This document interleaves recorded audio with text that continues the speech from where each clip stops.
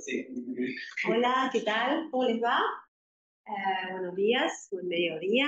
Me presento, yo soy la doctora Graciela Calabrese, ¿sí? Soy profesora asociada y nos vamos a ver en algunos teóricos, fundamentalmente en esta primera parte, todo lo que es, como dice ahí, núcleo y organización de genoma, genes y cromosomas, y en la que viene todo el mecanismo bioquímico del proceso de traducción, ¿sí?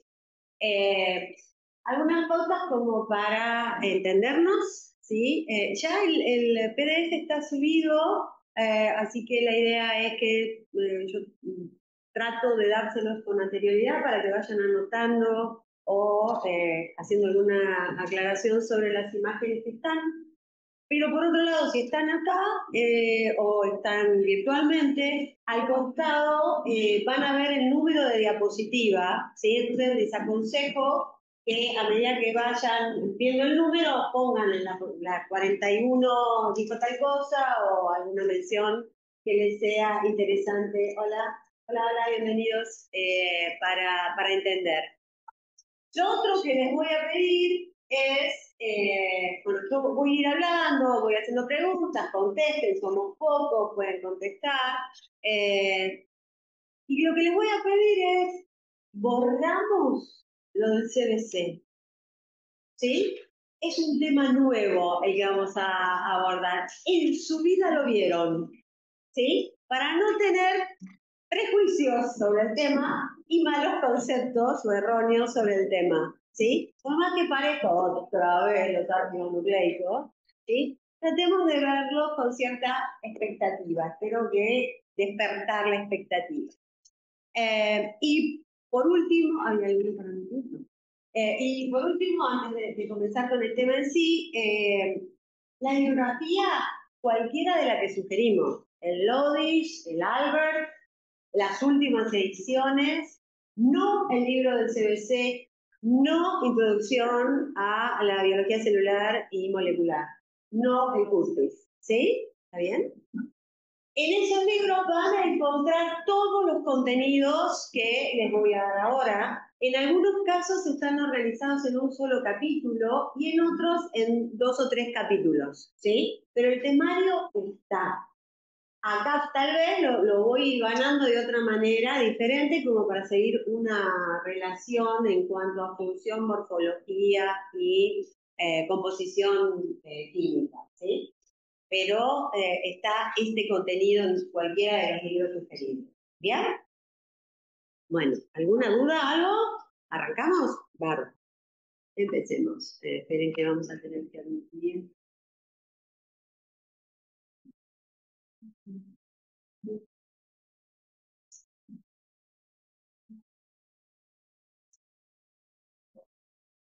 Bien.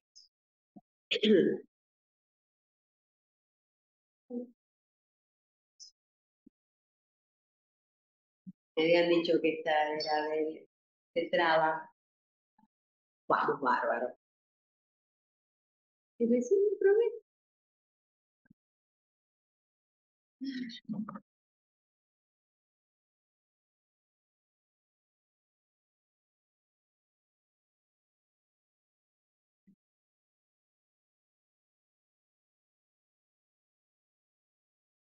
Voy a tener que estar acá. ¿Cómo es el recorrido de la clase? Encima tengo 2 lentes. Algún par de ojos extra que me puedan facilitar. ¿Cómo es el recorrido? Nos vamos a encontrar hoy y el 28 de agosto, ¿sí? Lo que vamos a ver es, como dice ahí, estructura de los ácidos nucleicos ADN y ARN desde un punto de vista molecular, ¿sí? Mecanismos moleculares de la transcripción y mecanismos moleculares de la traducción, ¿bien? Vamos a ver si así pasa. Ahí. En la clase de hoy particularmente vamos a recordar un poco la estructura de los ácidos nucleicos en general, pero vamos a hacer hincapié en el ADN, la definición y las características de genes y cómo se organiza los cromosomas y el núcleo. ¿Ya? Y para poder hablar sobre eso, les traje Este paper, este es un trabajo de la revista, como ven ustedes ahí arriba, que dice Signal Transduction and Targeted Therapy, ¿sí? Si lo ven abajo, lo señalé como se citan, las citas bibliográficas, y dice que es del año 2024, ¿sí? Es decir, que es un trabajo de reciente publicación en una revista de impacto, es decir, que es ampliamente consultada por científicos y profesionales de la salud. Y si ustedes se fijan, dice que hay un entrecruzamiento en lo que son las barreras de la epigenética, y hay algunos temas como histonas con modificaciones post-traduccionales. Luego les dice que hay una asociación entre esas histonas con modificaciones post-traduccionales y varias patologías o enfermedades, y esas modificaciones de histonas pueden llegar a ser blancos terapéuticos, ¿sí? Si conociendo la bioquímica de esa modificación, uno podría llegar a diagnosticar e incluso a tomarlo como un blanco terapéutico. Y que estas modificaciones afectan la expresión génica, el metabolismo y la estructura de la cromatina. ¿Bien? El desarrollo de varias enfermedades que pueden ser desde cáncer, de enfermedades cardiovasculares, infecciones, ¿sí? E incluso desórdenes psiquiátricos, ¿sí? Entonces, no es en vano lo que vamos a tratar en esta clase, sino que tiene una potencial aplicación futura en su actividad profesional, ya sea como bioquímicos o como farmacéuticos. ¿Bien? Entonces, vamos a ver cuáles son los mecanismos genéticos básicos, ¿sí? Y esto que parece una repetición y repetición, es fundamental que quede claro, porque luego cuando escriben en los exámenes, entre los nervios y que por ahí no se cantó bien el tema, mete la pata, ¿sí? Entonces, dentro de, digamos, mecanismos genéticos básicos que involucran a los ácidos nucleicos, tenemos fundamentalmente el dogma, que es la transcripción del ácido desoxirribonucleico, el ADN, a ácido ribonucleico, ARN. Ese es el proceso de transcripción. Obviamente, para tener un producto funcional, que puede ser un ARN o puede ser una proteína como último producto funcional, el ARN es traducido a proteína. Lo importante es que en el ARN uno tiene, o estamos acostumbrados a hablar de los ARN ribosomales, ¿sí? Del ARN mensajero, del ARN de transferencia, ¿bien? Sin embargo, vamos a ver que hay una gran variedad de ARNs que tienen otras funciones dentro de los procesos bioquímicos celulares, como son el ARN mitocondrial, el ARN de silenciamiento, los ARN de cadena larga, los ARN de cadena ultra corta, ¿sí? Es decir, hay otra población de ARN. Ahora, teníamos transcripción de ADN a ARN, traducción de ARN a proteína. Pero una vez que que la célula transcribe de ADN a ARN, los ARN también pueden ser funcionales, es decir, no la única función final es obtener una proteína, sino que hay procesos en los cuales está directamente involucrado el ARN. Y hay muchos procesos, y lo vamos a ver en todo lo que sea técnica del ADN recombinante, donde hay una retrotranscripción, es decir, un proceso por el cual el ARN es transcripto, ¿sí? Es retrotranscripto a ADN.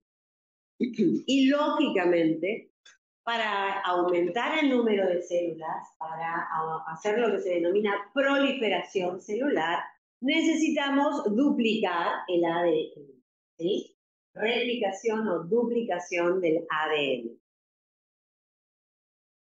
Cada vez que la célula está durante su ciclo, como vamos a ver a lo largo de toda la materia, controla todo el tiempo la calidad de su ADN, ¿sí? ¿Por qué debe controlar la calidad de su ADN? ¿Por qué? ADN, porque tiene la información genética que te puede llevar a una malfunción del ARN o una malfunción proteínica, ¿sí? Entonces, la célula controla, ¿sí?, y repara todas las modificaciones, que no todas son mutaciones que impacten en una función, ¿sí? No todo ADN dañado o modificado, vamos a ver que no todo se traduce en una mutación, pero a la larga la acumulación de mutaciones sí puede desarrollar una patología como cáncer, ¿sí? Entonces, constantemente la célula controla la calidad de ese ADN. ¿Bien? Bien. ¿Cómo están formados los ácidos nucleicos? Y acá retomamos algunos conceptos. Por un lado, como ustedes ven en la pantalla, tenemos una base, ¿sí?, que es un ciclo, dos ciclos aromáticos, ¿sí? Esa base está interaccionando con un azúcar, una pentosa, 5 átomos de carbono. Esto tenemos 1, 2, 3, 4 y el último 5. ¿Bien? En ese átomo de carbono 5 hay una unión a un grupo fosfato en este caso, ¿sí?, que luego vamos a ver permite la elongación del polímero, ya sea ADN o ARN. Eh, hay variedad de bases que pueden ser púricas o pirimidínicas y hay variedad de azúcares. Fundamentalmente, la principal diferencia entre el ARN y el ADN es la presencia del oxidrilo en la posición, ¿sí?, que tenemos acá, en la posición 2, del carbono 2, o en esta posición que no existe ese oxidrilo y por eso se llama desoxirribosa. ¿Bien? Como dije, lo que podemos tener son bases, ¿sí?, púricas, que son adenina y guanina. Fíjense que acá tenemos un ciclo de 6 átomos de carbono y de 5 átomos en este ciclo compartido. Acá hay lo que se llama resonancia de electrones dentro del ciclo, ¿sí?, de la adenina y de la guanina. Y por otro lado tenemos lo que se denominan las pirimidinas, ¿sí?, en este caso para uracilo, timina y citosina, donde es un anillo único de 6 átomos. ¿Bien? En el caso particular del ADN, ¿sí?, vamos a ver que aumenta, digamos, el polímero se elonga, ¿sí?, formando un polímero lineal, como dice ahí en la diapositiva, formado por 2 cadenas o hebras, ¿sí? Entonces tenemos una cadena o hebra, que sería la que tenemos aquí, donde las ribosas están en turquesa pintadas, con proyección de las bases hacia el interior de la molécula, y la otra cadena que tenemos acá, ¿sí?, que las ribosas están pintadas en rojo, con proyección de sus bases hacia el interior de la molécula. Esto le da alta estabilidad a la molécula de ADN, que es una molécula bicatenaria, ¿sí?, 2 hebras o cadenas. A diferencia de lo que ocurre con el ARN, ¿sí?, donde también tenemos las pentosas, en este caso están en turquesa, ¿sí?, las bases, en este caso acá tenemos citosina, adenina, y en lugar de timina se reemplaza por uracilo. ¿Bien? Y los grupos fosfatos que vamos a ver elongan o permiten la elongación de la cadena. ¿Bien? ¿Alguna duda hasta acá?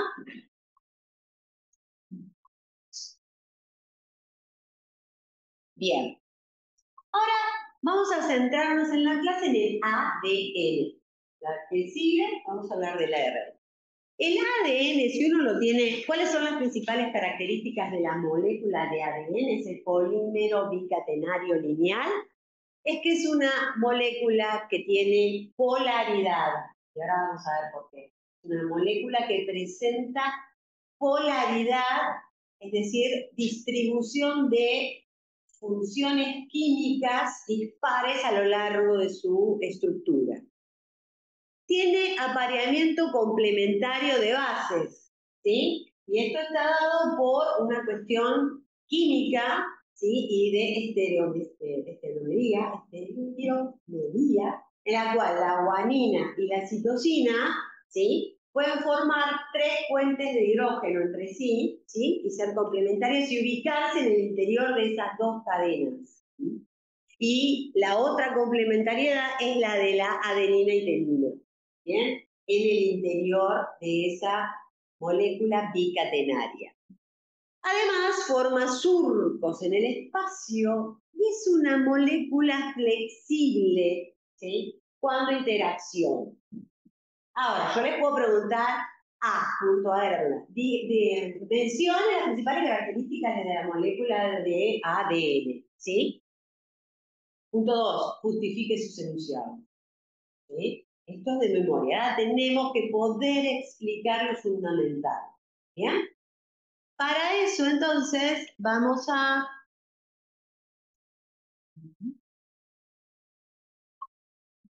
ver un poco la estructura. ¿Bien? Y lo que tenemos aquí es, por un lado, en esta zona, ¿sí? Resaltado en amarillo, vamos a ver las bases, las ribosas, perdón, ¿sí? Tenemos en anaranjado las ribosas. Vamos a ver que una ribosa interacciona con otra ribosa a partir de lo que se llama un enlace fosfodiéster, ¿sí? Eso permite que el polímero elongue, ¿sí? A medida que se está sintetizando, y siempre la síntesis es en sentido 5'3'. Y acá vamos a hablar un poco de esta cuestión de la polaridad de la molécula. ¿Por qué? Porque si ustedes se fijan, esperen que vamos a correr.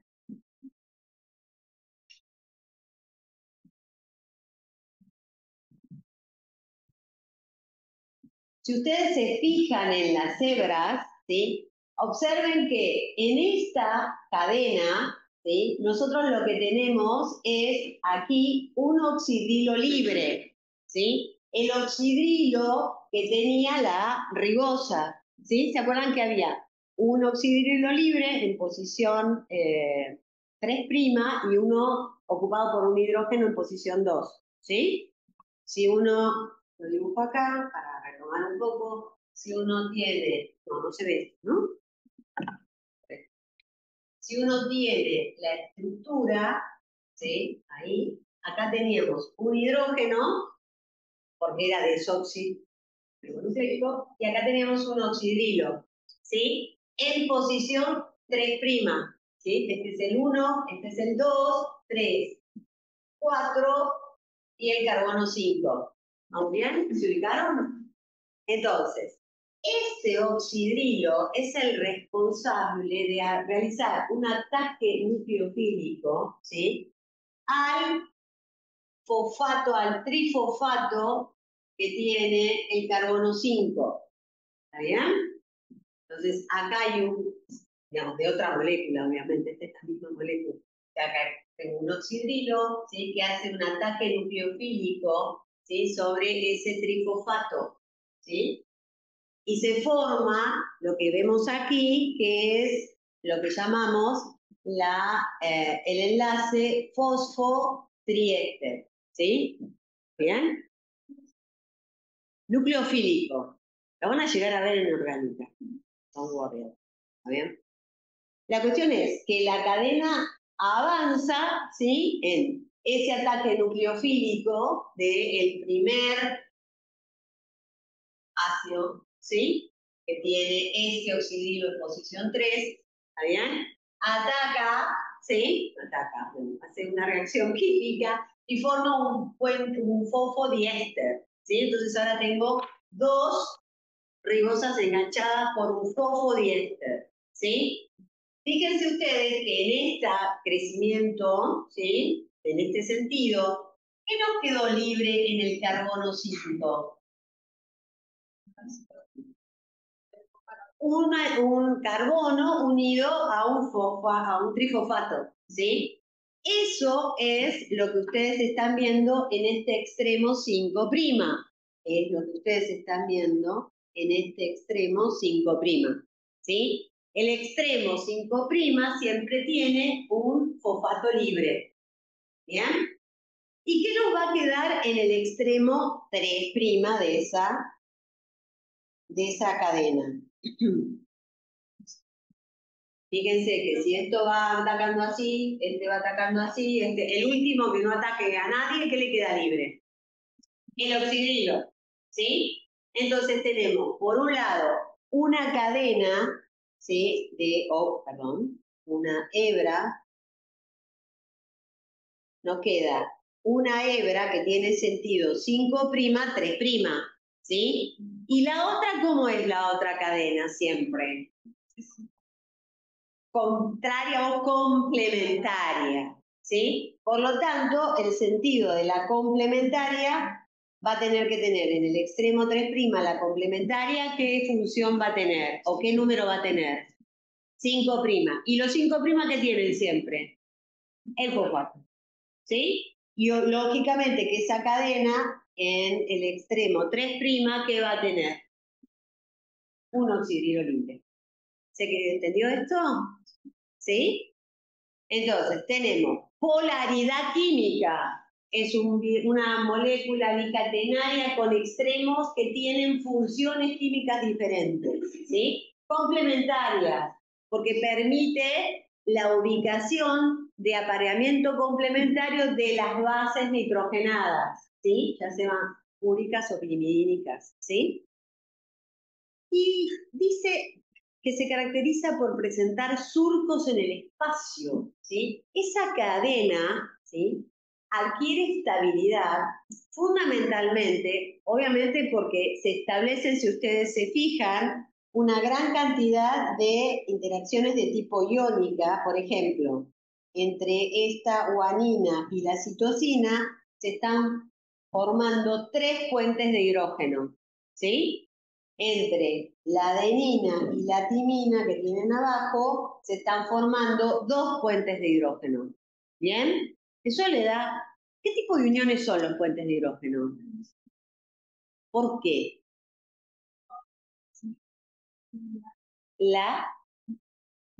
No, no está bien fundamentado.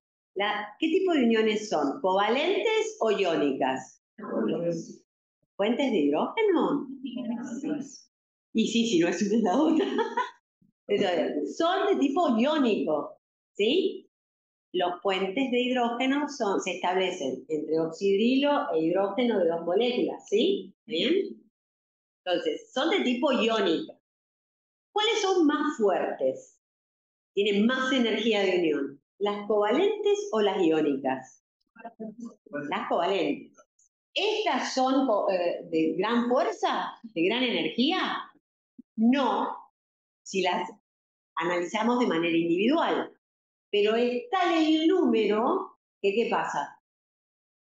Es mucha la energía de unión, ¿sí? Porque tendría que dar mucha energía en calor para poder separarlas, ¿sí? ¿Eso lo tienen claro? Bien. A su vez, hay uniones de tipo electrostáticas, ¿sí? Y hay uniones de tipo hidrófobas. ¿Qué son las uniones hidrófobas? Las hidrófobas a interaccionar o a adaptarse mejor en la interacción. Y en esta estructura del ADN, donde tenemos cargas de fosfato, carga de oxidrilo, ¿dónde está el hidrófobo? Hay mucha carga. ¿Dónde está el hidrófobo? En las pentosas, en los anillos, ¿sí? En los azúcares, ¿sí? Ahí no hay mucha carga en algunas moléculas, entonces tiende a haber ciertos sectores o áreas de hidrofobicidad beneficiando esas uniones de tipo hidrófobo. Los puentes de hidrógeno, las interacciones electrostáticas, las de Van der Waals y las hidrófobas son de muy baja fuerza o energía, pero es tal el número que se establece que esto estabiliza a la estructura. ¿Quedó claro? ¿Seguro? Bien. Entonces, si nos fijamos, tenemos una estructura altamente estable, pero además se tuerce en el espacio, ¿sí? Como una correa de dos, digamos, una soga de dos cadenas, que eso se tuerce y se pliega en el espacio, ¿sí? Hay torcedura o en hélice hacia la derecha, en hélice a la izquierda, eso lo van a ver mejor en genética. ¿Qué cosa? ¿Lo de la que se tuerce o las uniones? Bueno, las uniones son de baja energía, pero es tal el número que se establece que les confiere mucha estabilidad por la gran cantidad de energía generada en estas uniones, que estabilizan, como dijeron por ahí. Pero por otro lado, acá tengo, si yo imagino el ADN como dos correas, ¿sí? Que las voy a torcer en el espacio, esto hace que se tuerzan, ¿sí? Y formen una hélice, que puede girar a derecha o a izquierda, ¿sí? Y eso determina la formación de estos surcos que aparecen acá, ¿sí? Surcos mayores, los más grandes, o surcos menores, los más chiquitos, ¿sí? En ese plegamiento. ¿Está bien? Y si ustedes se fijan, eso genera lo que nosotros hablamos o decimos como topología, la forma de la molécula, ¿sí? La topología es la superficie tridimensional de la molécula. Obviamente que nosotros no la vamos a ver, ¿sí? Hay que hacer cristalografía de rayos X, hay que trabajar con elementos de alta resolución para poder ver cómo está dispuesta la molécula, ¿sí? Pero esa topología, ¿sí? Le permite al ADN interaccionar con proteínas, ¿sí? Proteínas que van a controlar todos los procesos en los cuales está el ADN implicado, ¿sí? Y esa topología vamos a ver que es importante en los surcos y más adelante lo vamos a ver que es importante en cuanto a los procesos de transcripción.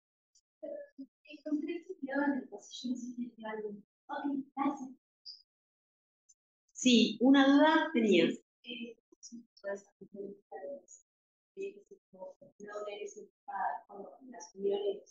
Eso está determinado. Los surcos menores y los surcos mayores, el plegamiento en sí, está determinado por cómo se van colocando las bases, ¿sí? Complementarias adentro. Eso va a generar una torsión, ¿sí? En la molécula, y la molécula tiende a estabilizarse dando esos giros, ¿sí? Como las proteínas que tienen las alfa hélices, ¿sí? Está entre las interacciones internas, ¿sí? Hidrófobas, más todo lo que acabamos de ver, tiende a disponerse en el espacio formando estas estructuras y estos surcos. Ahora, lo importante, y que quiero que vean, es que no se forman puentes de hidrógeno externos, son todos adentro, ¿sí?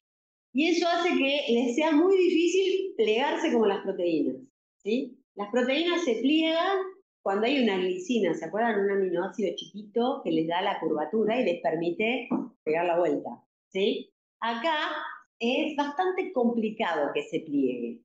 ¿Mm? Sin embargo, y por eso les puse abajo, atención, es una molécula flexible, ¿sí? No está siempre derechita, o sea, una soga estática, ¿sí? Sino que se puede curvar. ¿Alguna duda acá? Seguimos. Bueno, vamos a ir. Y acá entonces, reitero, tenemos, ¿por qué es polar? Porque tenemos el oxidilo, que está marcado allá en rojo 3', ¿sí? Que va a hacer ese ataque nucleofílico sobre el, digamos, fosfato del ácido, el nucleótido que se va a incorporar. ¿Eh?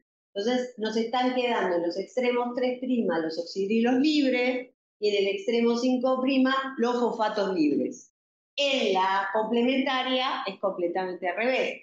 5' con 3', ¿sí? Y 3' con 5'. ¿Bien? Esto tiene que quedar claro, porque si queda esto claro, entienden todo lo que es traducción, todo lo que es transcripción, todo lo que es tecnología del ADN recombinante. Es una pavada, pero si queda claro, salvan un montón de baches después. ¿Sí? Bien. Y obviamente el apareamiento complementario de las bases está dado por que una guanina puede interaccionar, ¿sí? Con una citosina, que acá me dice la citosina. Acá tenemos una adenina con una timina y una guanina con una citosina, ¿sí?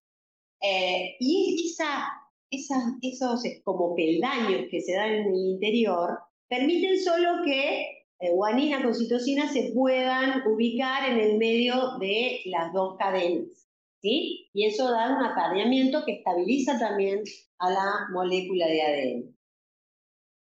Los surcos, como comenté, surco menor, surco mayor, por ese plegamiento en el espacio. Y por último, lo que vamos a ver es lo que yo les comentaba, cómo la molécula de ADN es flexible. Y lo que les voy a mostrar acá es lo que ustedes ven en azul, blanco y rojo, ¿sí? Es la molécula de ADN, es decir, sería el polímero, las ribosas en turquesa, ¿sí? De una de las cadenas. La otra cadena tiene las ribosas en rojo, ¿se ubican?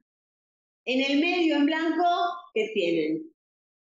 Las bases, ¿sí? Y entonces, fíjense cómo ese surco, ¿sí? Tiene una topología específica o típica que permite que lo que tiene arriba, que es una proteína, interaccione con la molécula de ADN, ¿sí? La proteína en gris se llama Tata Binding Protein, por eso se llama TBP. Tata, porque esa proteína reconoce secuencias de timina, adenina, timina, adenina. ¿Sí? Tata es por eso. Tata de promotor Tata. Tata Binding Protein. En esa superficie que tenemos acá, ¿sí? La proteína reconoce sitios de unión específico en el ADN y puede interaccionar específicamente. ¿Bien? Cuando interacciona la Tata Binding Protein con la molécula de ADN, la pliega e inicia el proceso de transcripción. ¿Sí? La pliega como diciendo, de acá en adelante tengo que transcribir. ¿Sí? Es una señalización molecular que está dada por la topología del surco. Eso permite que la Tata Binding Protein se pegue y la interacción de la Tata Binding Protein con la molécula de ADN pliega a la molécula de ADN. ¿Sí? ¿Claro? Ahora, la molécula de ADN, ¿sí? Participa en el proceso de replicación y tiene también algunas características, ¿sí? Durante ese proceso, que por ejemplo le permiten ese plegamiento a partir de esta flexibilidad que tiene. Y esto se da fundamentalmente en la parte superior de la diapo. Lo que ustedes están viendo es el ADN circular, ¿sí? De una bacteria. En la parte inferior es el ADN lineal de una célula eucarionte, ¿sí? En el proceso de replicación, generalmente lo que hay es una tensión, porque para replicarse las dos hebras se tienen que separar, ¿sí? Esto es como una bandita elástica. Si ustedes la tuercen, la tuercen, la tuercen, la tuercen a la bandita elástica, generan una tensión física en el otro extremo, ¿sí? Se tuerce la molécula de ADN. Entonces, lo que ustedes ven ahí o lo que ven acá es el estrés de la molécula en la torsión durante el proceso de replicación. Si bien mucha tensión la termina rompiendo y decimos perdemos información, vamos a ver que hay mecanismos para reparar normalmente esa tensión. Y ahora vamos a un ejercicio, ¿sí? Para lo cual es necesario saber o conocer esto que acabamos de ver, y es el proceso que sufre el ADN como desnaturalización del ADN, ¿sí? La desnaturalización del ADN no es otra cosa que la separación de las 2 hebras o cadenas de una molécula de ADN o de un fragmento de molécula de ADN. ¿Bien? En ese proceso de desnaturalización, sin saber nada, si ustedes tienen un Eppendorf, como está dibujado arriba, que es una solución turquesa de ADN, ¿sí? Que extrajeron de una célula, del núcleo de una célula eucarionte, ese ADN es bicatenario, ¿sí? Dijimos que estaban unidas las 2 cadenas, ¿por qué tipo de uniones? Puente de hidrógeno, solo ponen puente de hidrógeno, desaprobado. Pues hidrófoba, ¿qué más? Electrostática, ¿sí? ¿Esas fuerzas de qué dependen, salvo las hidrófobas, el resto? ¿De qué dependen? De la expresión de qué cosa. ¿Por qué interaccionan uno con otro por fuerzas iónicas? Iones, iónica. Cargas. Por las cargas, ¿sí? Entonces, si yo modifico las cargas, ¿qué va a pasar? Se rompe, no, se desnaturaliza. Se rompe, se corta. Se desnaturaliza. Se separan las 2 hebras, ¿sí? ¿Estamos bien? Esto ocurre naturalmente durante el proceso de replicación por otras actividades enzimáticas. No ocurre como hacemos nosotros en el tubito de ensayo, en el Eppendorf, ¿sí? Pero nosotros lo podemos simular en el laboratorio con algunas cosas, como por ejemplo modificando la fuerza iónica, modificando la concentración de iones, ¿sí? O la otra es dándole temperatura, ¿sí? ¿Por qué? Porque voy a empezar a aumentar la temperatura, está el aumento de temperatura, que esa energía de interacción termina siendo escasa y se terminan separando, ¿sí? Entonces, lo que ustedes ven en esta diapositiva es un gráfico en el cual tienen absorción a 260 nanómetros, ¿sí? Que es donde absorben los anillos de las bases, ¿sí? Absorción a 200, lo pongo al tubito en un espectrofotómetro y veo al UV, 260 nanómetros, cuánto absorbe el ADN. ¿Bien? Lo único que va a absorber del ADN son los anillos de las bases, a 260 nanómetros. Y ahora lo que voy a hacer es a ese frasquito ir calentándolo a, por ejemplo, desde 75 a 90 grados centígrados. ¿Sí? Voy aumentándole la temperatura. Fíjense qué ocurre con un ADN bicatenario. Es estable, estable, estable la absorción y luego hace una subida de absorción, aumenta, ¿sí? La absorción y se va a disponer casi paralelo a lo que absorbe una molécula de ADN monocatenario. ¿Qué quiere decir que sea monocatenaria? Una cadena. Las moléculas de ADN monocatenarias absorben mucho más que cuando está estable las 2 hebras, ¿sí? Entonces, fíjense ustedes cómo aumentando la temperatura, ¿sí? Yo puedo llegar a separarla, ¿sí? La temperatura a la cual se manda ese pico de absorción a 260 se llama temperatura de desnaturalización, de melting o de fusión, ¿sí? Y ahora los hago pensar un poco. ¿Cuál será mayor, menor o igual la temperatura de fusión, desnaturalización o melting para 2 moléculas de ADN? Una que tiene muchas adenina, timina y otra que tiene muchas guanina, citosina. ¿Cuál será mayor, igual? Mayor la de... ¿Por qué?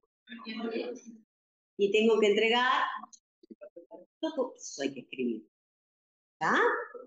Ok, entonces, abajo, en la desnaturalización del ADN, las 2 hebras o cadenas de la molécula se separan, ¿sí?, para formar cadenas monocatenarias, ¿sí?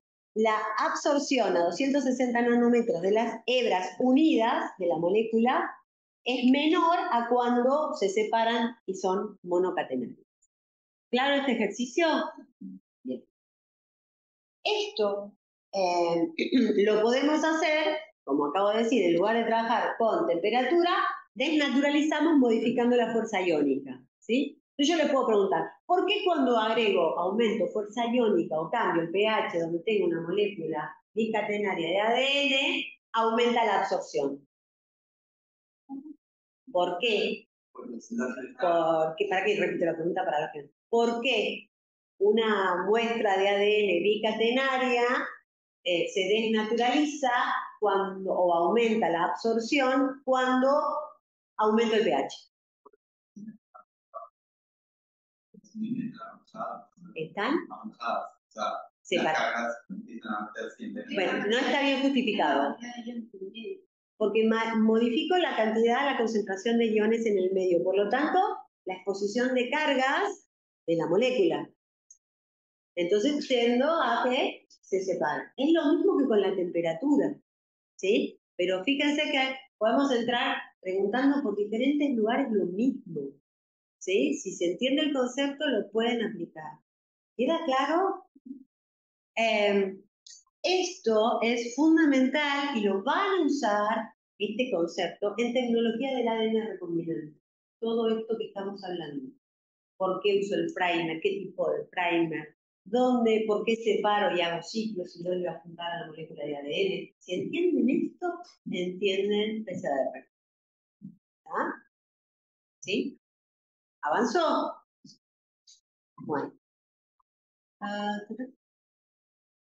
Bueno, acá les dejo dos ejercicios, ¿sí? Uno donde escriba la cadena complementaria de las siguientes secuencias de ADN e indique la composición química presente en cada extremo de cada hebra.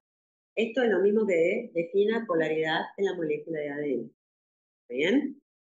2. Una vez escritas las cadenas complementarias, compare la temperatura de fusión, TM, o de desnaturalización, mayor, menor o igual, justifique su respuesta utilizando un gráfico de absorbancia en función de temperatura. ¿Sí? Es lo mismo que acabamos de ver. Absorbancia en función de temperatura. Y entonces voy a ver cuál es la que tiene ¿cuál va a requerir más energía? Bueno, en la situación. ¿Sí? Yo, Graciela Calabrese, soy la más estable. ¿Está? Mi hermana, Alicia Teresita, es la más inestable. A mí me sirvió. Ustedes busquen la que quieran para acordarse. ¿Está? Bueno. Y acá indique la temperatura de desnaturalización de las moléculas de ADN A y B, rojo, verde, ¿sí? Justifique desde el punto de vista molecular los valores mencionados por usted en ese ítem y cuál de las dos secuencias de ADN requerirá un menor incremento de la fuerza iónica para su desnaturalización. Justifique su respuesta. Con dos ejercicios de finales y de parciales. ¿Está? Bien. ¿Dudas? Tienen mi mail o vienen a la cátedra todos los días de lunes a jueves. ¿Sí? De 9 a 6 de la tarde. Bien. Entonces dijimos, la molécula de ADN es polar, hay apareamiento complementario, tiene surcos, es flexible cuando interacciona con proteínas y demás. Pero si definimos eso, nos quedamos en el año 1962. Y yo creo que ustedes nacieron mucho después. ¿Sí? Esto que estábamos diciendo es lo que les posibilitó a Watson, Wilkins y Crick obtener el premio Nobel. ¿Sí? ¿Por qué? Porque ellos tenían esa estructura que está señalando, ¿sí?, en la foto que tienen aquí arriba, ¿sí?, en la cual se señala las dos cadenas complementarias torcidas en el espacio. ¿Sí?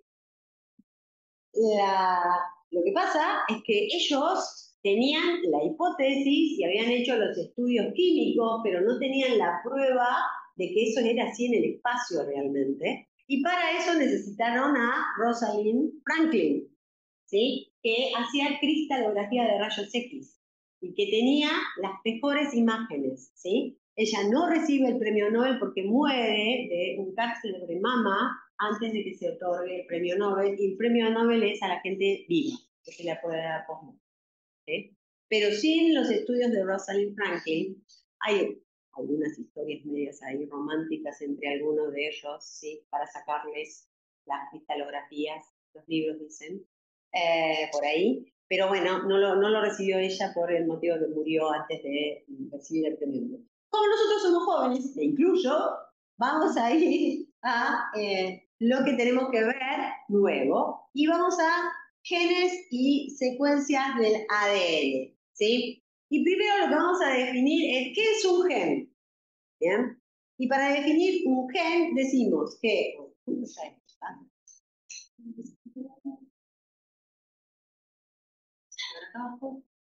un gen es la secuencia completa de ácido desoxirribonucleico necesaria para la síntesis de un producto génico funcional.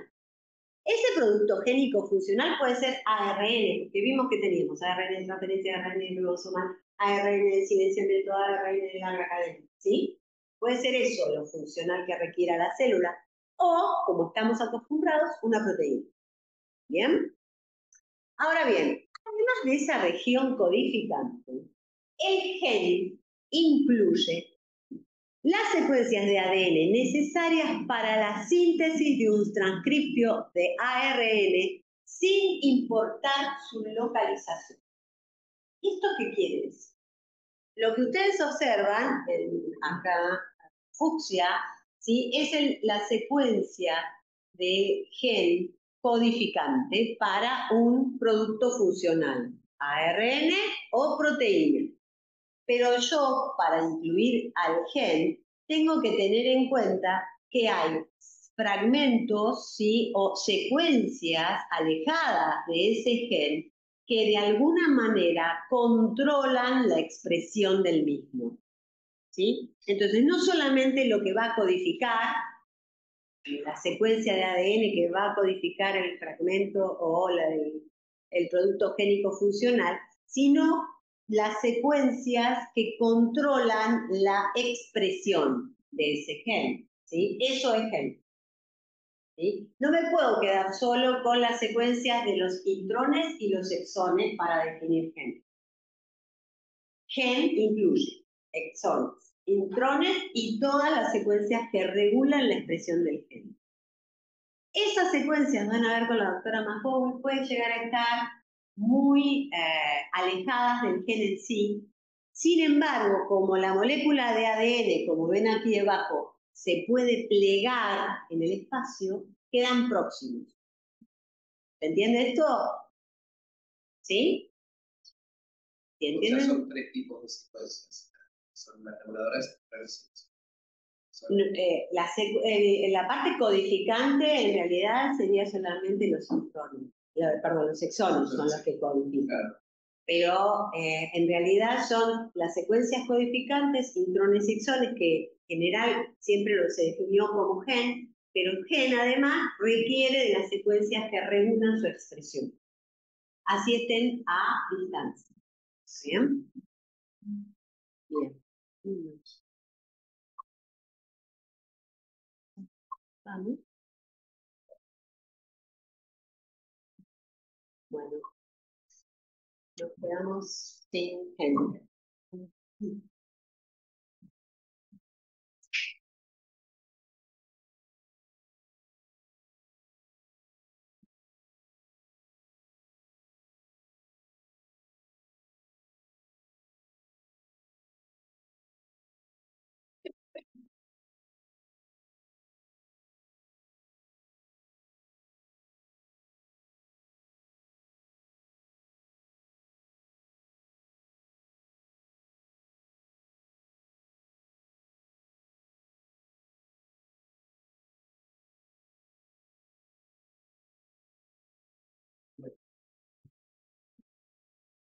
¿Dónde se localizan los genes? Vamos a ir. Bien. Los genes se localizan, es decir, la secuencia codificante más la secuencia reguladora se localizan en los cromosomas, ¿sí? Cada cromosoma, si les pregunto, ¿cuál es la composición química de un cromosoma? Es la molécula de ADN. Entonces, ADN bicatenario, molécula bicatenaria. ¿Sí? Entonces, cada cromosoma es una molécula de ADN, que acabamos de definir cuáles eran las características de esa molécula de ADN. En el caso del cromosoma procarionte, bacterias, ¿sí? Lo que vamos a ver es que es una molécula de ADN bicatenario. Siempre el ADN es bicatenario, sea eucarionte o animal o vegetal, o sea procarionte. La molécula siempre es bicatenaria. En el caso de la procarionte es circular, ¿sí? Tiene secuencias que codifican, ¿sí? ARNs o proteínas, y no, digamos, y está unido a proteínas, pero que no son de tipo histones. No está asociado a histones, ¿sí? Lo que ocurre en general en las moléculas, en las células procariontes, es que la célula es muy chiquita, ¿sí? Recuerden que en cuanto al tamaño es muy menor al que tienen las células eucariontes, ¿sí?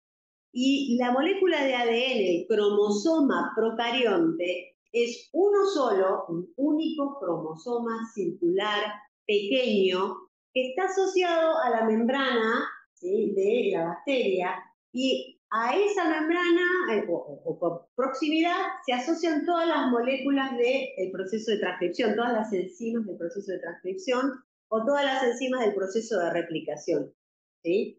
Entonces, está asociado, por ejemplo, a proteínas de transcripción.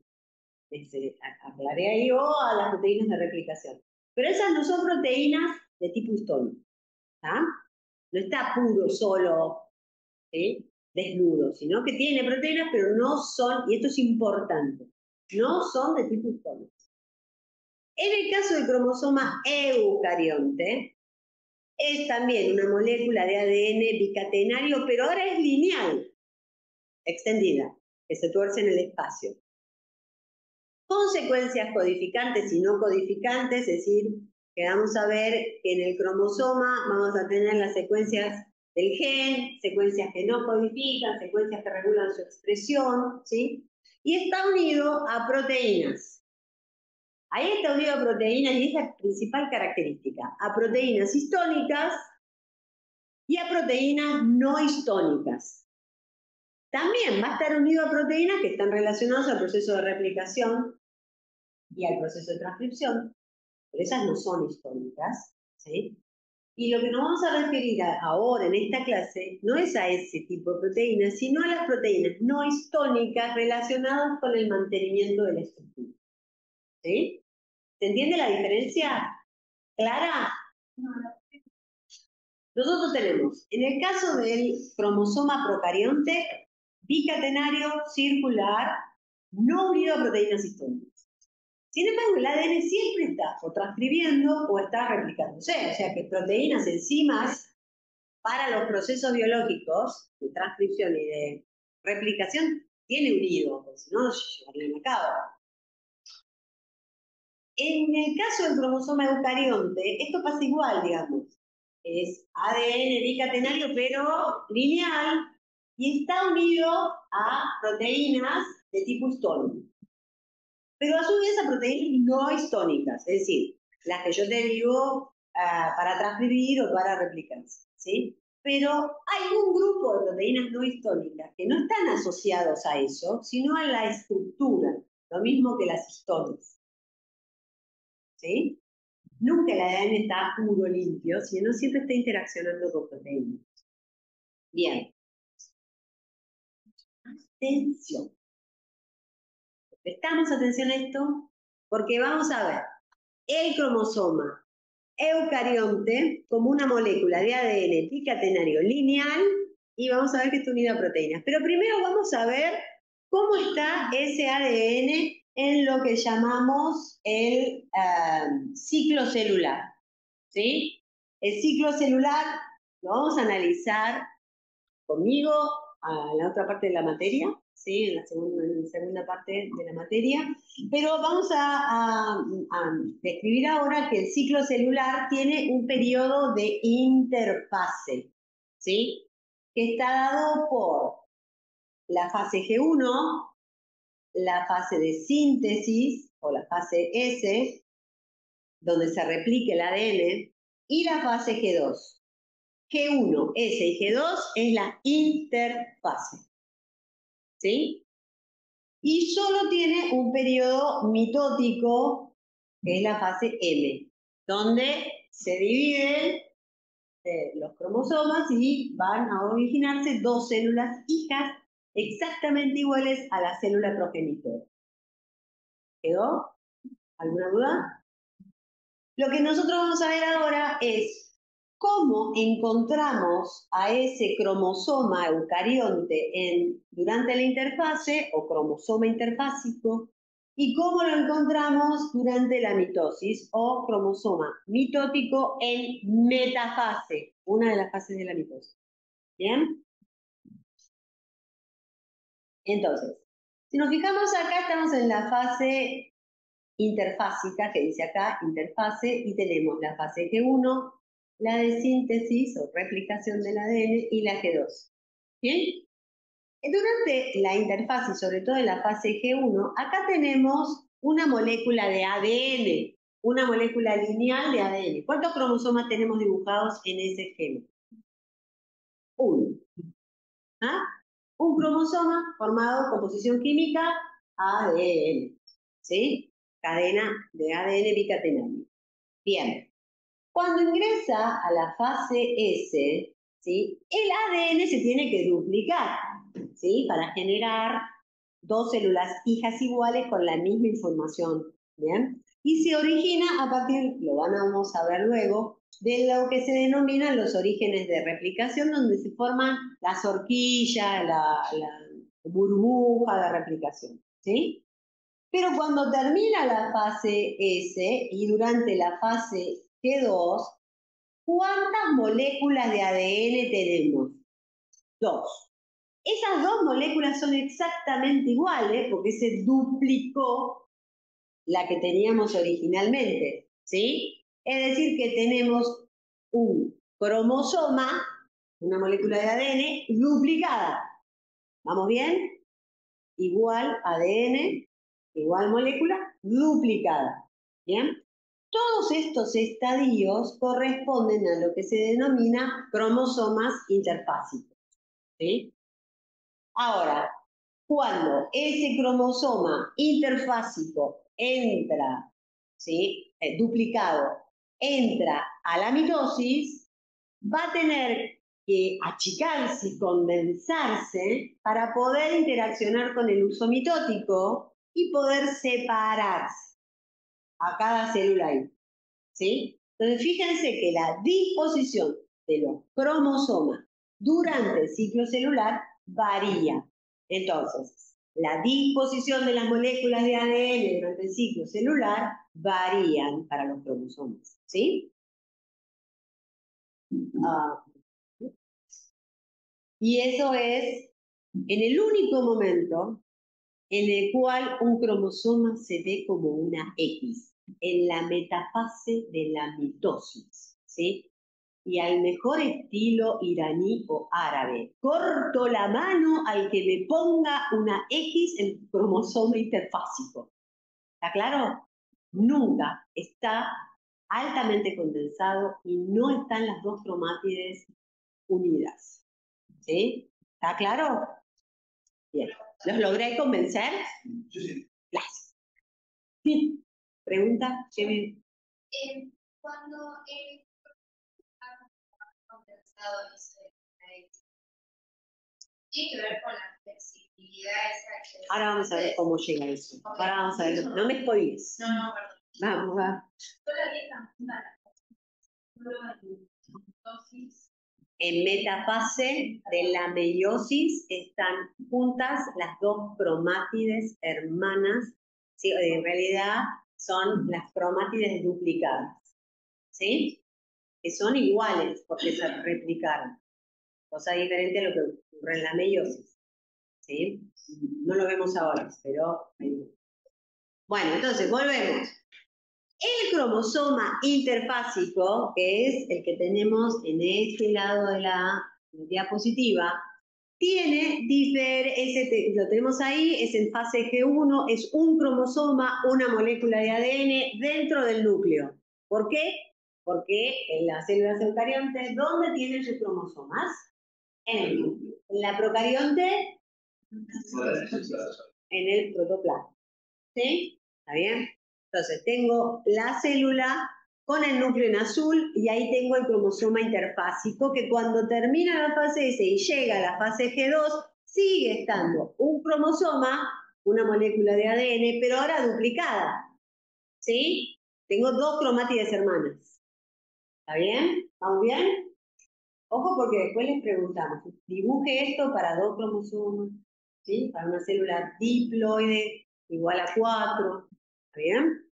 Ahora, paso a cromosoma mitótico, entro en metafase, se condensa, ¿está bien?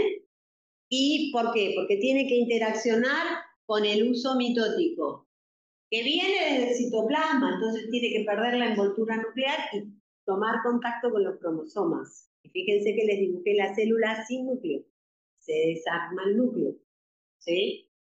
Y luego cuando se divide, va a ir el mismo número de cromosomas a cada célula hija, que son las dos que tenemos en este extremo, cada uno de esos cromosomas en el núcleo celular. ¿Claro hasta acá? Bueno. G2 es un cromosoma duplicado, que son dos moléculas de ADN. Sí.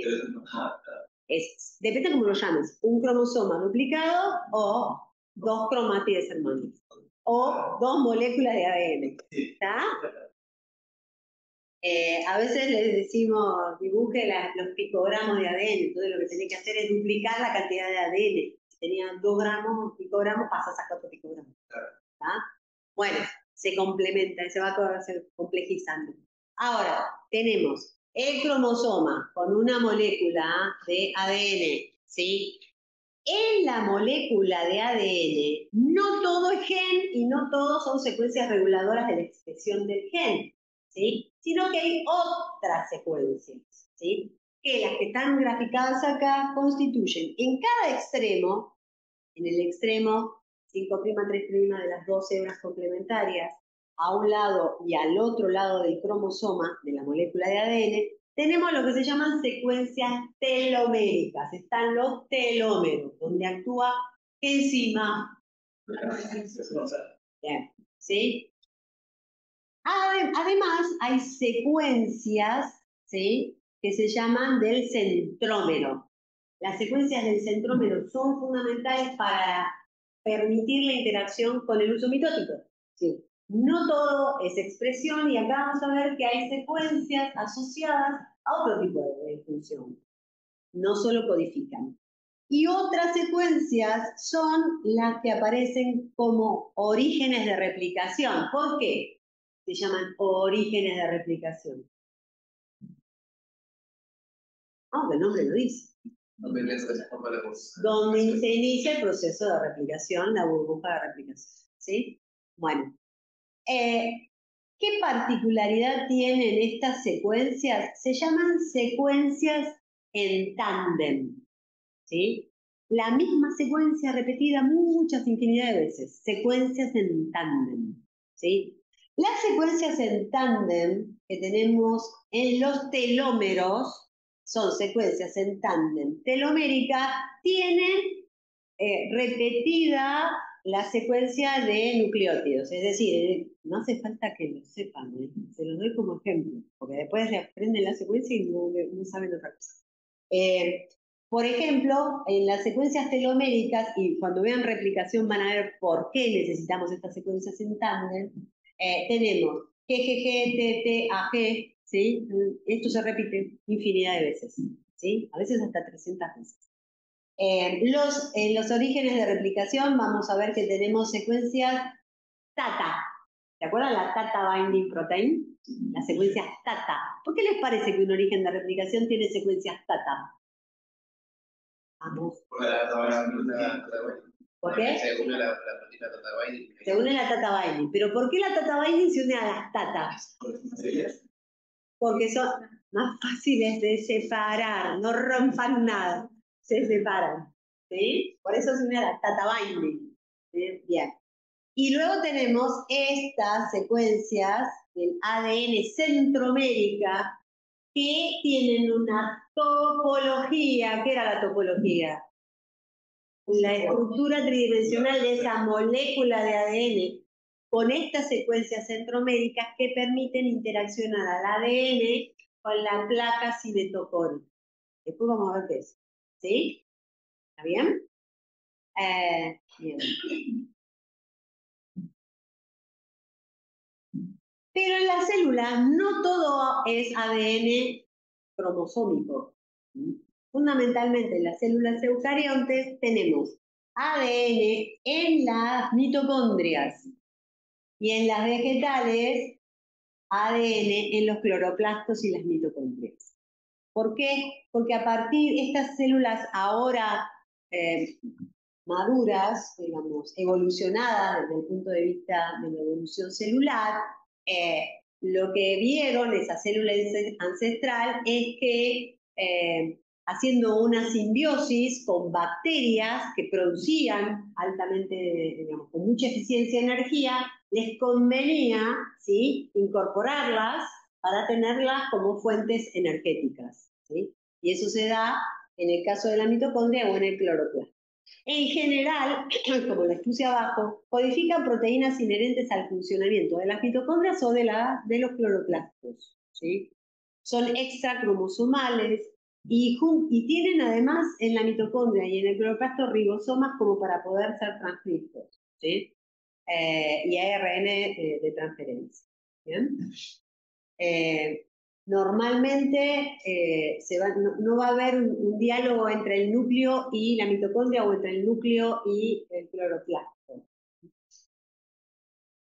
Y lo otro importante es el ADN en las bacterias que dijimos. ¿Las bacterias cuántos cromosomas tienen? ¿De qué forma? Circular. ¿Cómo es la cadena? Bicatenaria. Bicatenaria. Bien. Además de ese cromosoma único, las bacterias tienen ADN plasmídico, ¿sí? En un plásmido.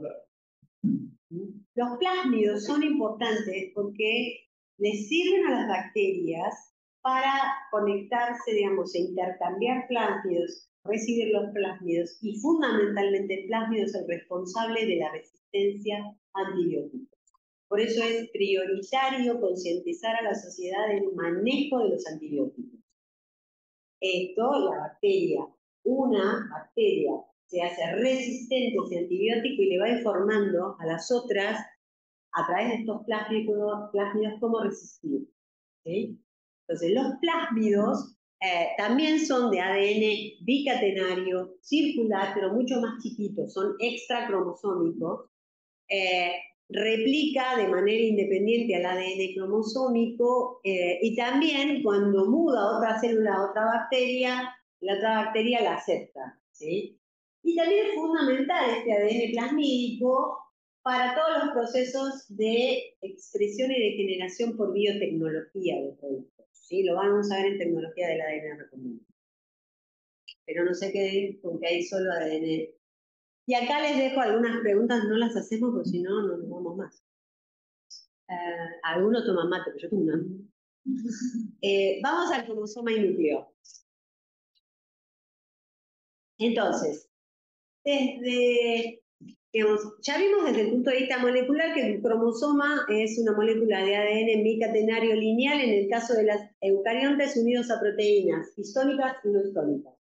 Y el procarionte es un cromosoma bacteriano único, circular, bicatenario, que está en lo que constituye el nucleoide, ¿sí? Pero no hay un núcleo, por eso oide, no es un núcleo con membrana. Bien. Bien. Obviamente tenemos los plásmidos como extracromosómico y como extracromosómico o nuclear en las eucariontes, mitocondrias y cloroplastos.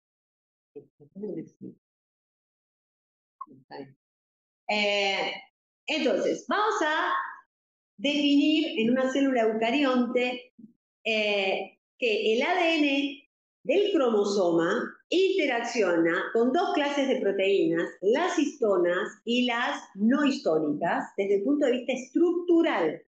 Histona y no histona, relacionado con proteínas desde el punto de vista estructural. Y eso forma lo que denominamos cromatina. ¿Sí? La interacción de la molécula de ADN en el cromosoma con las proteínas de tipo histonas y no histónicas se denomina cromatina. Esa interacción con proteínas histónicas y de tipo no histónicas permite el empaquetamiento del ADN. ¿Por qué lo tengo que empaquetar?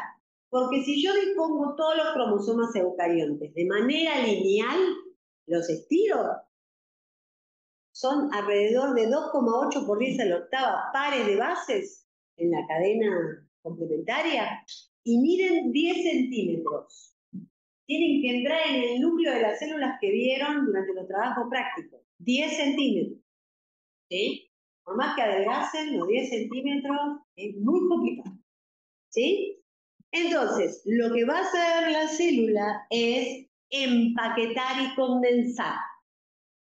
Empaqueta toda la vida, todo a lo largo de todo el ciclo celular. ¿Condensa cuándo? Máximo grado de condensación. Metafase de la mitosis. En el máximo grado de condensación solo veo la célula. ¿Sí? Bien. Entonces, quiero que leamos todos esto. Los procesos de empaquetamiento, condensación, replicación y reparación del ADN son procesos dinámicos que ocurren constantemente en las células. Y lo que les puse ahí, lo vamos a retomar en el ciclo celular, es una balanza que equilibra el número de células de todo nuestro organismo, de la vaca y de las plantas. ¿Sí? Hay proliferación, se generan células nuevas porque todas nuestras células tienen una vida media y se mueren por apoptosis, por muerte, mecanismos de muerte celular controlados o programados. ¿Sí? Eso ocurre normalmente todo el tiempo. ¿Sí? Todo el tiempo estamos reponiendo los glóbulos rojos, todo el tiempo estamos reponiendo la piel, todo el tiempo estamos reponiendo el recubrimiento de la mucosa intestinal, para dar un ejemplo. Constantemente estamos replicando, reparando, proliferando y muriendo. ¿Bien? Y a su vez, constantemente la célula transcribe, porque necesita proteínas, ARN, todos estos, ¿sí? Entonces, no miremos la molécula de ADN como algo estático. No es un esquema, sino que es algo constantemente cambiante. Y lo que les puse abajo, para que tengan idea un poquito de este dinamismo, es que para el reemplazo de las células muertas, se generan aproximadamente 10 a la onceava de células por día. Mismo que 10 células que estamos produciendo. Lo que implica un orden de 300 millones de células por minuto. ¿Sí? Como referencia es posible que el cuerpo humano tenga hasta 2 billones de células. ¿Sí? Sintetizamos, replicamos, duplicamos 2 por 10 a la 11 metros de ADN por día. ¿Qué se dan cuenta del trabajo que estamos haciendo si no nos damos cuenta? ¿Sí? O sea, 100 millones de metros de ADN por segundo. ¿Sí? ¿Se impactó la cifra? Bueno, eso lo estamos haciendo ahora. Entonces, durante todo el ciclo celular, el ADN está empaquetado para entrar en el núcleo de la célula eucariota. Solo se condensa en la metafase de la mitosis. ¿Cómo se empaqueta? Se empaqueta a través de las proteínas histonas. ¿Sí? Las proteínas histonas, como el gráfico que ustedes ven aquí, están formadas por 3 alfa hélice. Acá desde el extremo N-terminal, una alfa hélice, la otra alfa hélice y la última en el extremo carboxiterminal. Todas las histonas forman lo que se denomina una familia de proteínas. Comparten genes en común y por splicing alternativo van generándose diferentes tipos de histona que constituyen esta familia. Si ustedes se fijan, las histonas son las histonas de tipo H2A, H2B, H3 y H4. Y fíjense que en su gran mayoría tienen estas 3 alfa hélices, salvo las H4. ¿Sí? La asociación de estas histonas entre sí constituye un octámero. ¿Sí? 8 unidades de histonas se asocian, interaccionan y constituyen un octámero sobre el cual se va a disponer la molécula de ADN. ¿Sí? Esta disposición se hace a partir, primero, en primer lugar, las histonas de tipo H4 y H3, ¿sí? Van a formar dímeros, 2H4, 2H3, ¿sí? Ya ahí tenemos 4. Recuerden que es un octámero. ¿Cuántas unidades necesitamos en un octámero? 8.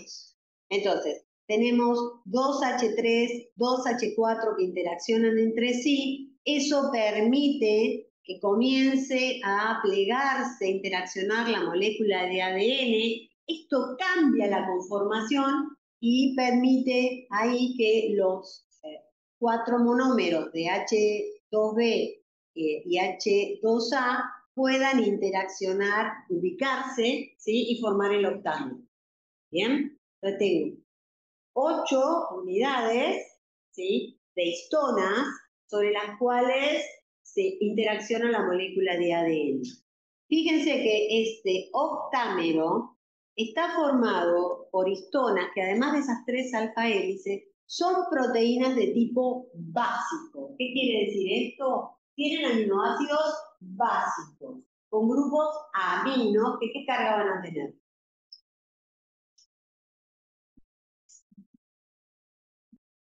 A pH fisiológico, obviamente. Los grupos aminos son básicos porque tienen carga positiva. ¿Sí? Entonces, fíjense, el octámero aporta carga positiva, ¿sí? El octámero de histonas. ¿Quién aporta las cargas negativas para interaccionar? ¿Quién le da la carga negativa al ADN? Los fosfatos, porque están afuera, ¿sí? Los fosfatos. Están afuera y hay muchos fosfatos, ¿sí? Bueno, para ese octámero está interaccionando a través de 142 puentes de hidrógeno, interacciones iónicas e interacciones hidrofóbicas. Si le cambio la fuerza iónica, ¿qué le pasa? Se desarmó. Y si se desarma, ¿qué pasa? ¿Empaqueta o desempaqueta? Entonces es empaqueta. ¿Sí?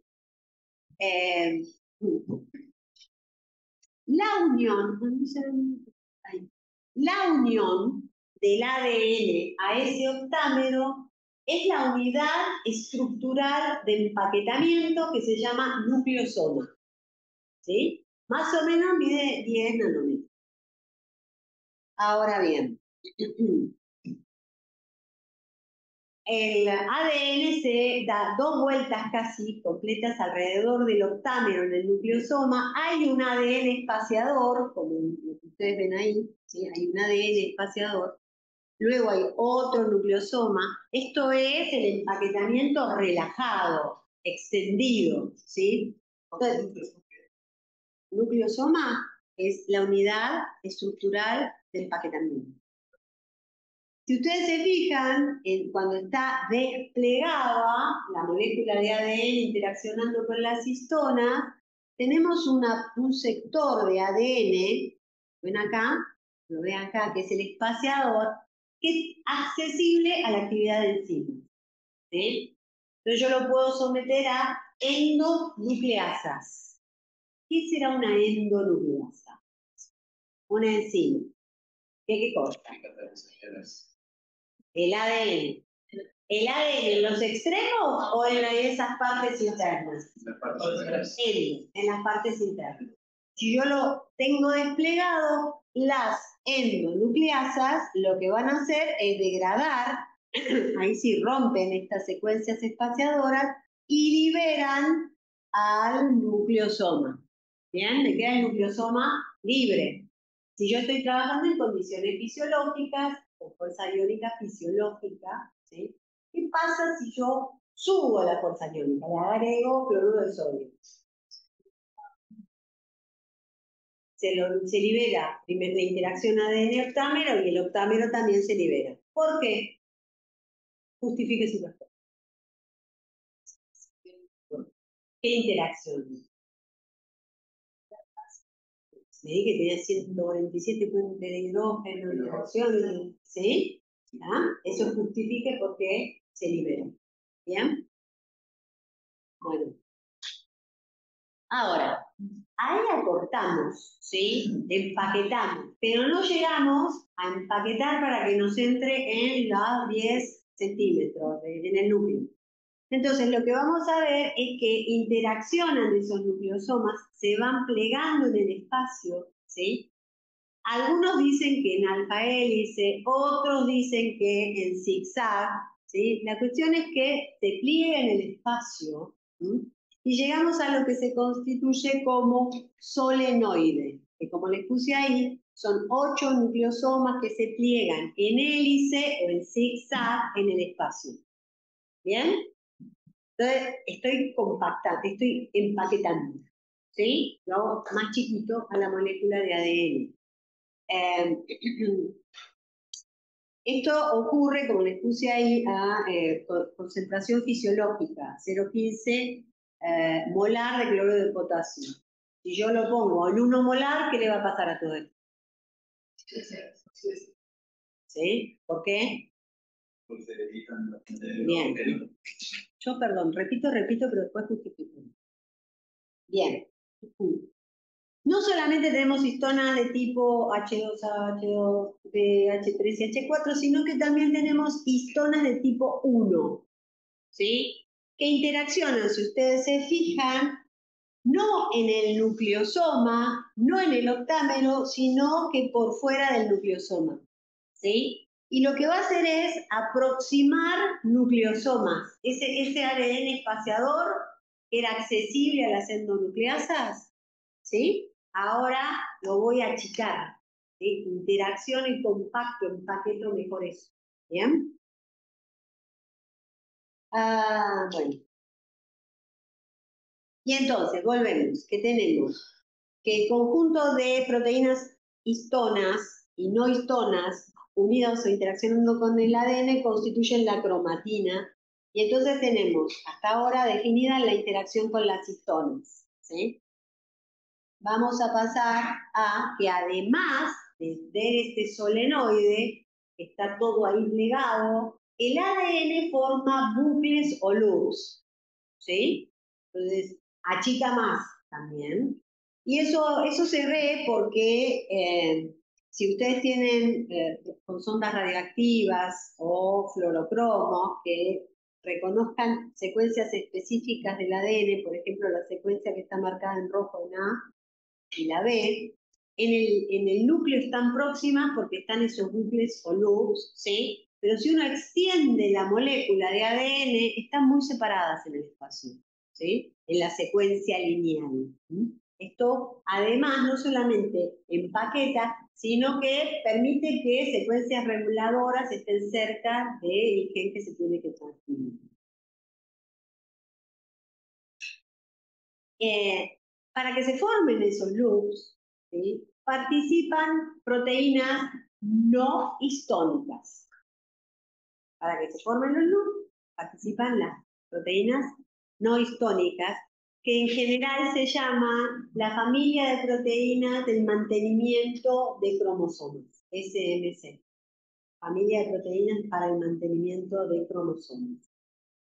Que no son otra cosa como estas que ven acá en esa familia de proteínas. En el cromosoma interfásico se ve como estos candados que se llaman cohesinas, cohesionan, ¿sí? Entonces, acá tienen una microscopía electrónica de la cohesina, ¿sí? Y lo que hacen es formar esos loops como candados, van enganchando la molécula para tenerla unida, ¿sí? Empaquetada. Eso durante el periodo interfásico, ¿sí? Exacto, forma parte del SMC. ¿sí? De ese sistema de mantenimiento de cromosomas.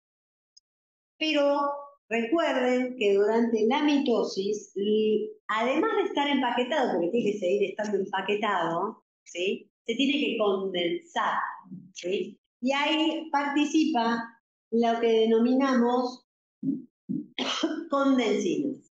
Son de esa familia de mantenimiento de cromosomas, tienen una estructura similar como esos candados y permiten mantener unidas los dos cromátides hermanas. ¿Se acuerdan que duplicábamos el cromosoma? Teníamos 2 moléculas de ADN, pero tienen que llegar unidas esas 2 moléculas, empaquetadas, pero a su vez unidas esas 2 moléculas de ADN, ¿sí? Y esas 2 moléculas de ADN están engarzadas, unidas por esas condensinas, ¿sí? Que también forman parte de la familia de proteínas de mantenimiento de cromosomas. ¿Por qué es importante esto? Mantenerlas unidas para empaquetadas, condensadas, y en la mitosis, que se produzca una correcta llevada de cromosomas a cada célula hija.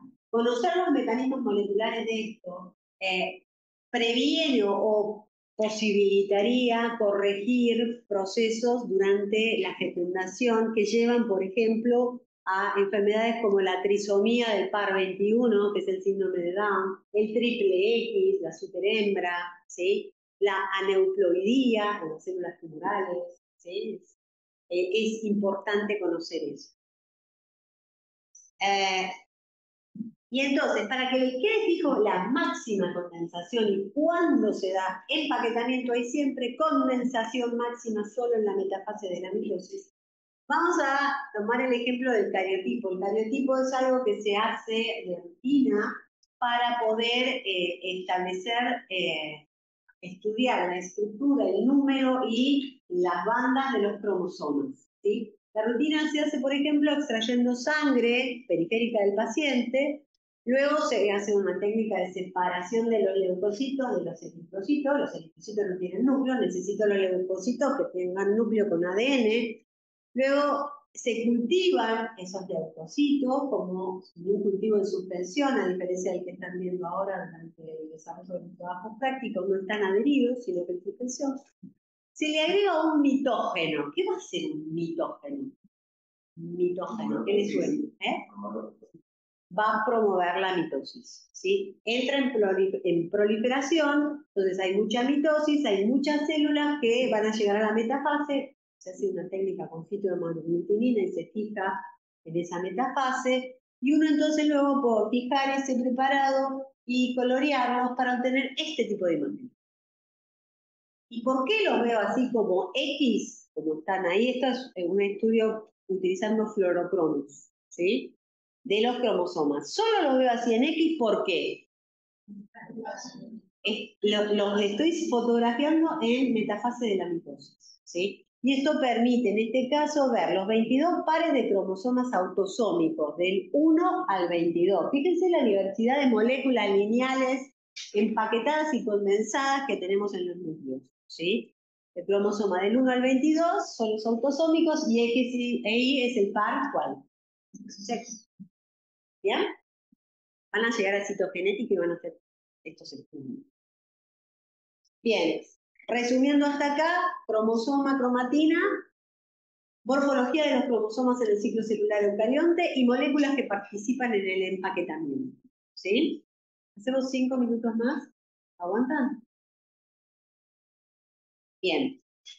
El empaquetamiento del ADN es un proceso dinámico también. Como les dije, va a haber empaquetado o condensado según el ciclo celular. Pero además, que esté muy, muy condensado, muy, muy empaquetado, va a estar, por un lado, perjudicando o evitando la transcripción o silenciando genes, ¿sí? O evitando, digamos, la replicación. Entonces, hay procesos en los cuales el empaquetamiento tiene que ser más relajado, ¿bien? Y para eso, lo que vamos a ver es que el nucleosoma está formado por ¿qué? Solo histonas es el nucleosoma. La cocina. ¿Está? Es decir, no, la no histona no. Histonas y el nucleosoma es histonas y ADN. ¿Sí?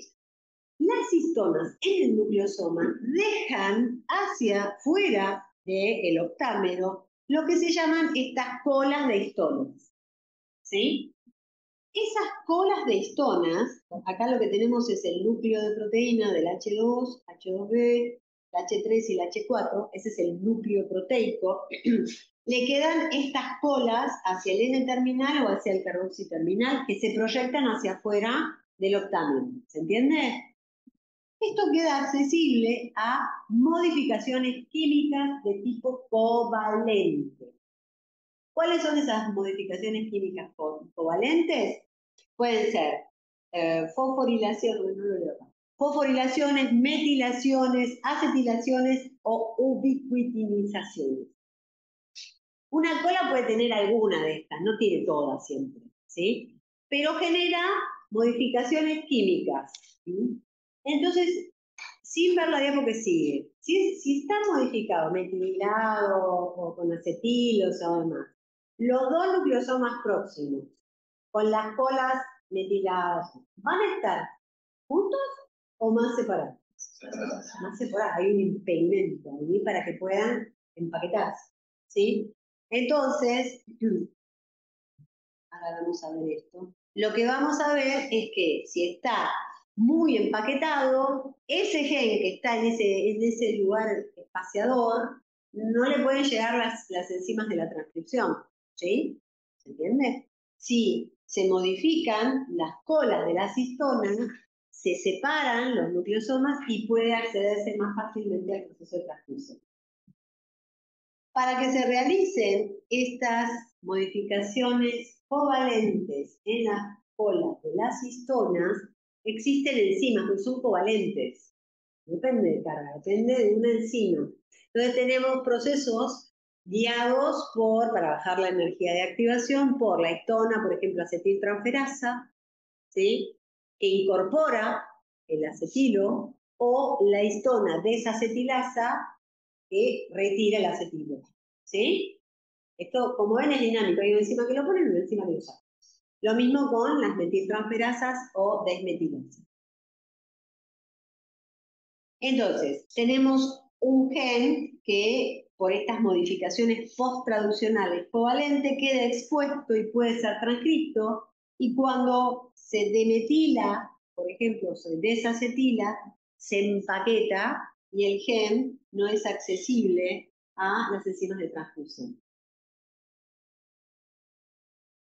Pero además, a partir de estas modificaciones de las colas, ¿sí? Lo que vamos a, de las colas de histona, es que se genera otra vez una topología diferente. Teníamos el surco mayor, el surco menor como topología, pero ahora estoy poniendo carteles, ¿sí? Que es metilo, o fosfarilo, o ubiquitino, ¿sí? Entonces genera un código de barras, ¿sí? Un QR, una topología código de barras, que puede ser leída por un complejo de proteínas, ¿sí? Entonces, eso va a favorecer o no la transcripción, ¿sí? No es tan sencillo transcribir. Entonces, lo que tenemos es que las modificaciones post-traduccionales de las colas de histona generan lo que se denomina código de histonas. Ese código de histonas, en algunos casos va a favorecer la expresión del gen, pero en otros lo va a silenciar, ¿sí? El código de histonas no es otra cosa que la modulación de la expresión génica a través de las modificaciones post-traduccionales que sufren las colas de histonas.